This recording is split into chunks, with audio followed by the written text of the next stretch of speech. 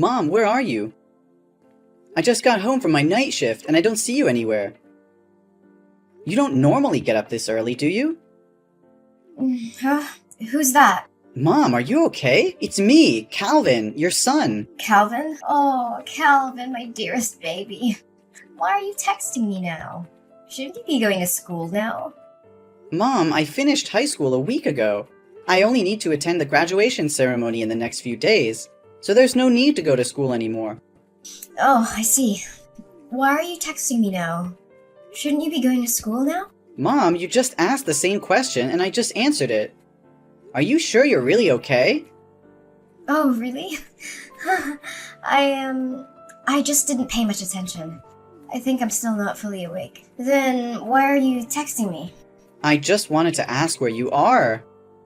What do you mean you're not awake?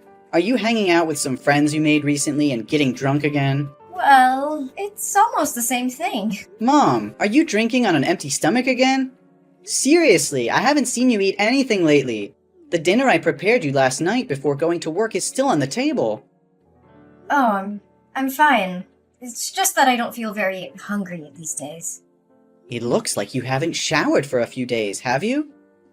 I just collected the dirty clothes in the bathroom to wash. But I didn't see any of your dirty clothes. And you've been wearing the same clothes for the past 3 days. Are you really okay? I'm losing my patience with you, Cal. Quit nagging me. Worry about yourself, Calvin. I told you, I'm fine. Calm down. I'm just asking if you're alright. It's impossible to have a conversation with you. Well, good, because I don't feel like talking. But really, Mom, you have to take care of yourself. What you're doing is very unhealthy. Why are you acting like my parent? I'm the parent here. Well, obviously, the roles have changed. I'm taking care of you now. Nobody asked you to take care of me. You're not the man of this house. You're just a kid. Okay, I'm graduating and turning 18. I'm the only man in this house since my dad passed away 5 years ago in a hit and run. It carries some weight. Look, I'm just trying to help out. Oh, I feel so free. And I love my kid. Okay, since we're talking about school, are you still coming on next Friday? For what? Calvin, you're messing up my chill. God, it's annoying. The message alarm just keeps ringing. For my high school commencement. Well, I don't know. I'll try. I might be busy, though. I might. It's the ceremony for my high school graduation. I have to give my valedictorian speech because I'm the honor student receiving a scholarship from a top university. Ugh, Calvin, seriously, it's not a big deal. What's the problem? This is a big deal! Mom, what's wrong with you? You were just excitedly talking about, oh, my baby's graduating 1 week ago. Now it's not a big deal with you anymore? Okay. Whatever you want. We'll talk about this after you get home. By the way, I just got my salary from my part-time job today. So I've saved up enough money to pay my tuition fees for the first year and still have some left over. So tonight, we're going out for a meal to celebrate. I'll treat. Oh, the college money thing? I was gonna talk to you about that too. Oh, you don't have to worry. I've already saved enough money. Next year, I'll continue working part-time to earn more money for the next year's tuition. You don't need to worry about that. Oh my god, Mom, where's all my money? I just checked my money box and it's empty. What happened? Is there a thief in the house? No, the room was immaculate, with no signs of rummaging. It's like the person who took the money knew exactly where I hid it and went straight for it. Mom, it was you, right? What? How could you suspect me? Why not one of your friends or somebody else? Come on, Mom. I haven't told anyone about saving this money except you. I've never brought friends home, so how would they know where I hid the money? The digital password on the money box shows no signs of tampering, and the password is a special sequence of numbers between you and me. Only the two of us know it.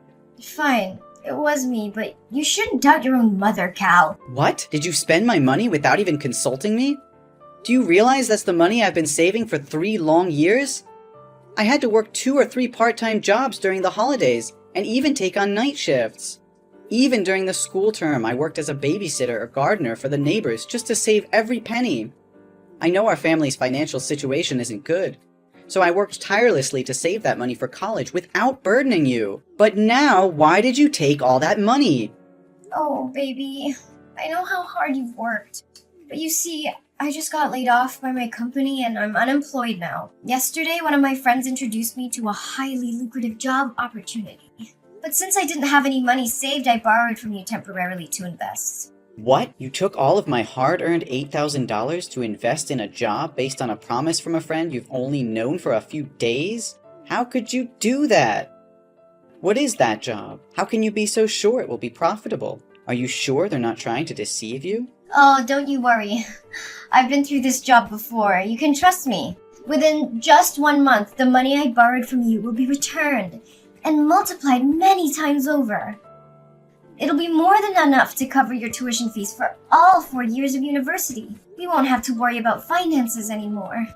What? How can any job generate that much money in such a short time? Are you absolutely certain they didn't mention those figures just to deceive you? Don't worry. I swear on everything I hold dear, this job will transform our lives. But right now I have to go and secure the merchandise. We'll talk about it later. Mom, slow down. We need to think this through before jumping in. This is our last remaining savings. Mom, please, answer me. Don't make impulsive decisions that could ruin us. Hey, Cal, have you delivered all the packs I asked for? My customers are placing more orders, so I need to go and import more goods to sell. It's incredible. It's only been 3 days and I've already doubled my profits. Yes, Mom, but I'm really curious. What are you selling that has so many people buying it at such high prices? Each small pack is worth a few $100s. And your customers? They make me really worried.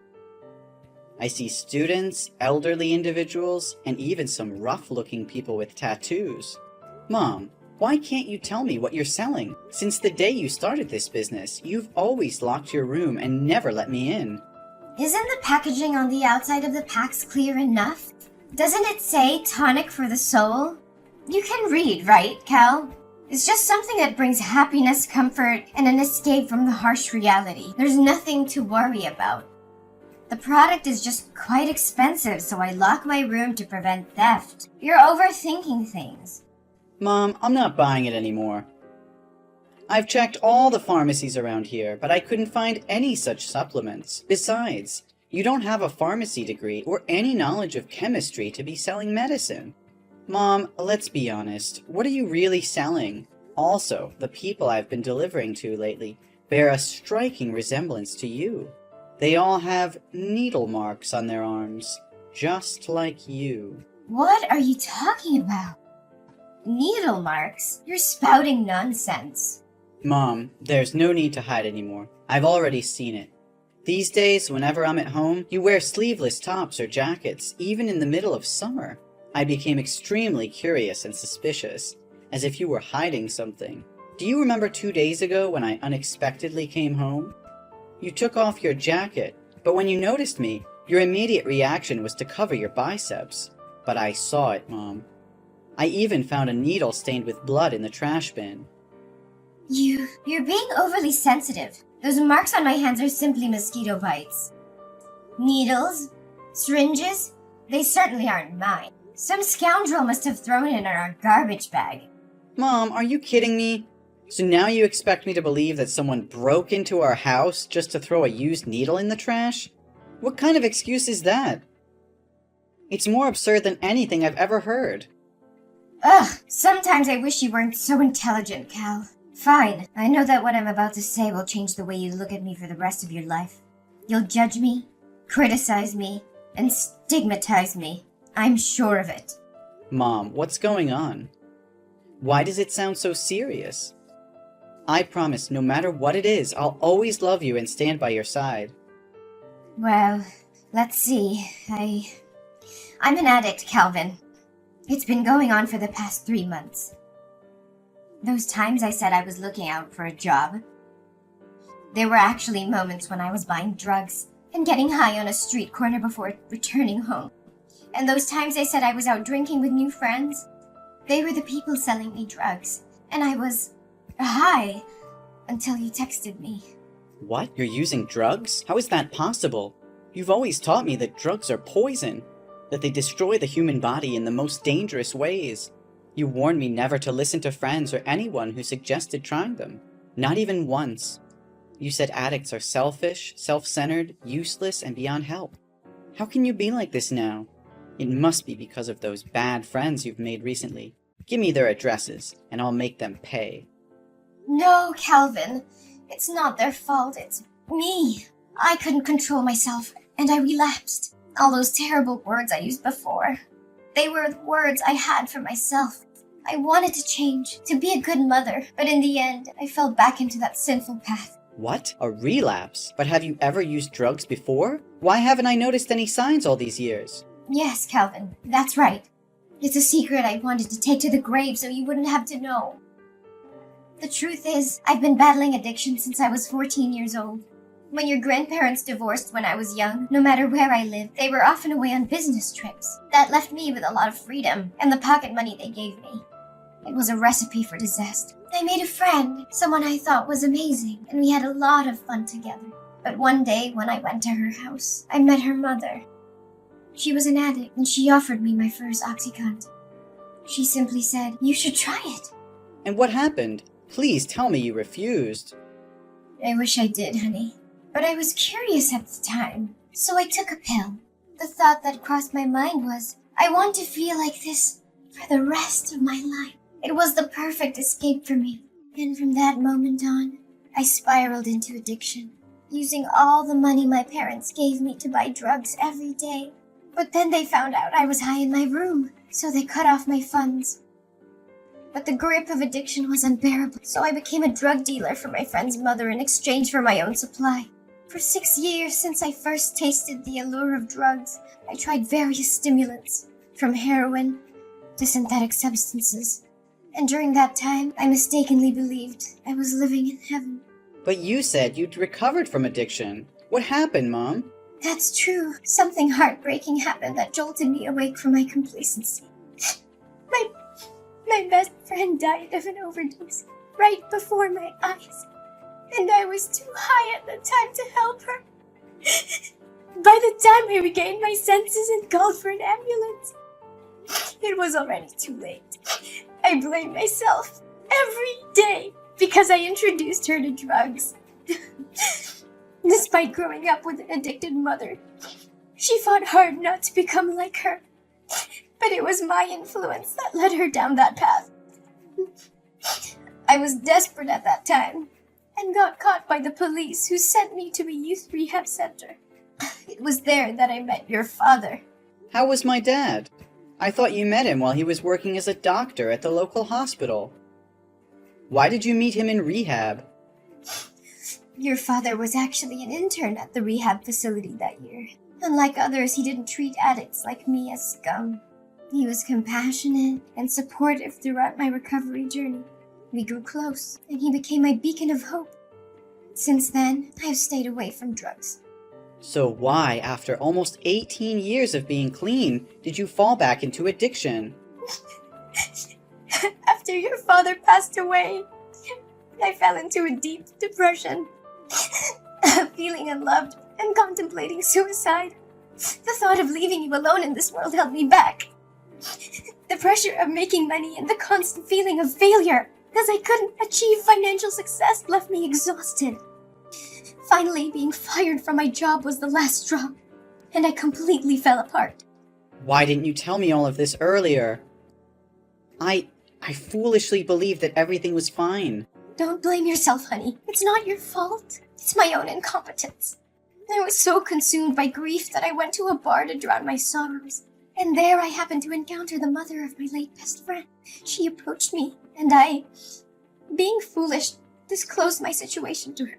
She manipulated me once again into selling drugs in this area. Initially, I hesitated, but she both seduced and threatened me. She said if I didn't become a drug dealer again, she would come to you and expose all my embarrassing past. And the allure of making a lot of money convinced me to give in to her offer. What? Please don't tell me. Inside those packs are drugs. Mom, that's illegal. I even helped you deliver them today. Not only will you end up breaking the law and going to jail, but I could also get caught and it would ruin my future. Oh, don't worry, honey. They won't arrest you. You're still just a kid, and they didn't arrest me back in the day. You were just helping me with the deliveries today. If the police found out, just say you didn't know anything. Mom, I'm 18 years old. I'm an adult, and I'm old enough to face the consequences of my actions with the law. What? No way. I always thought of you as just a kid. What should I do? I've not only shattered my image as a good mother, but I've also jeopardized your future. I never wanted this for us, Calvin. I never wanted to be an addict, but I couldn't escape its clutches. I'm so sorry for failing you, for failing as a mother.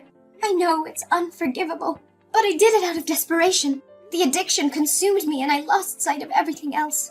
I thought I could handle it, that I could hide it from you and protect you from this darkness. But I failed and now everything is falling apart. Mom, I can see the desperation in your eyes, but giving up is not an option. We can't let despair consume us. We have to fight for a better future, for your well-being, and for our relationship. We need to confront this head-on and seek help.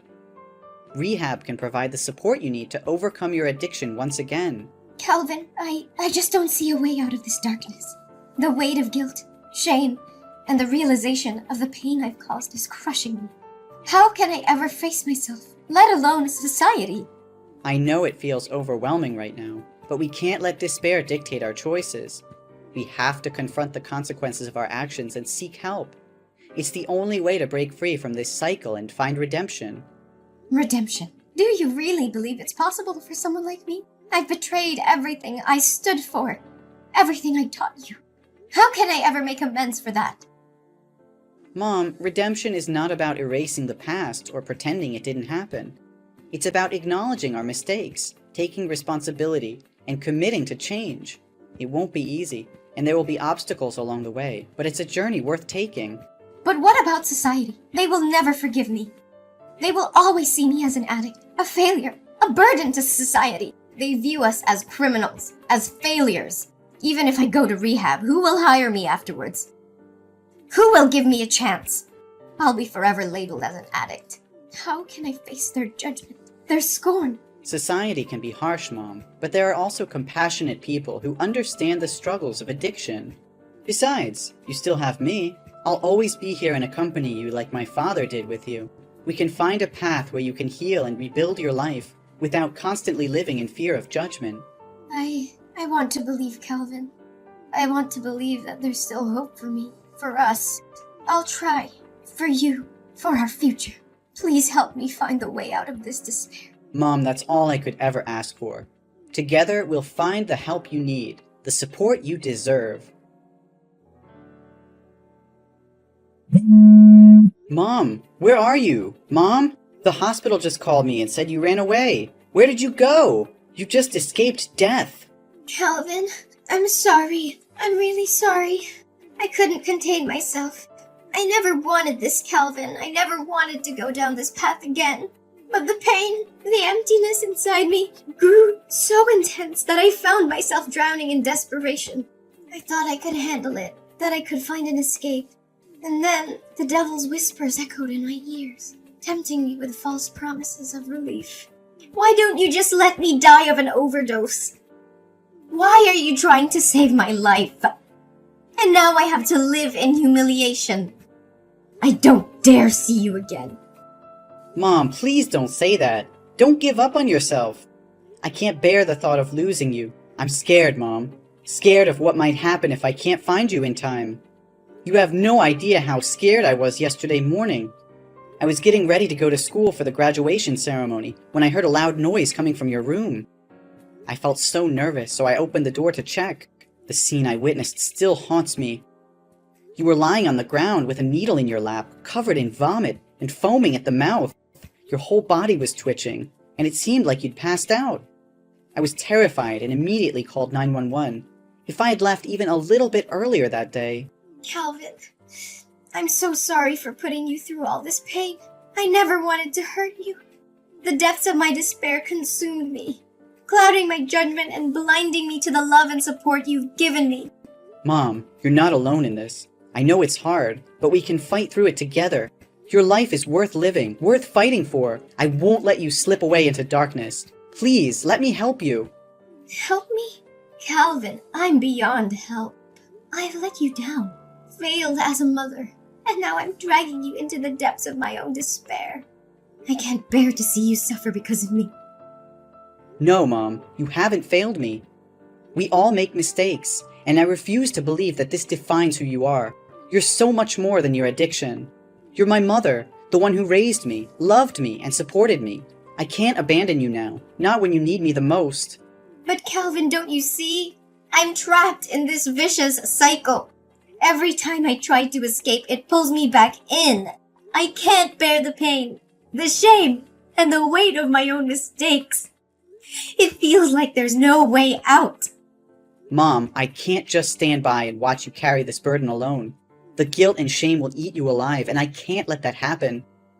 We have to go to the police together, confess everything, and reveal who provided you with those drugs. We can't let them get away with destroying our lives. No, Calvin! I won't let you sacrifice your future for me. You deserve a chance at a normal life, free from the consequences of my actions. I can't bear to see you suffer because of my mistakes. I'm already drowning in guilt, and I can't drag you down with me. You think I care about a normal life? Mom, all I care about is you. We're a family, and families stick together no matter what. I won't let you face this alone. We'll face the judgment, the discrimination, and the consequences together. I won't abandon you in your darkest hour. Calvin, you don't understand. Society will never accept us.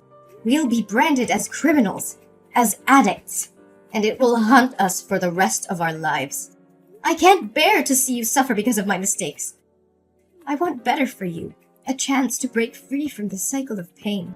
Better for me? Do you think I'll ever be better if I abandon you now?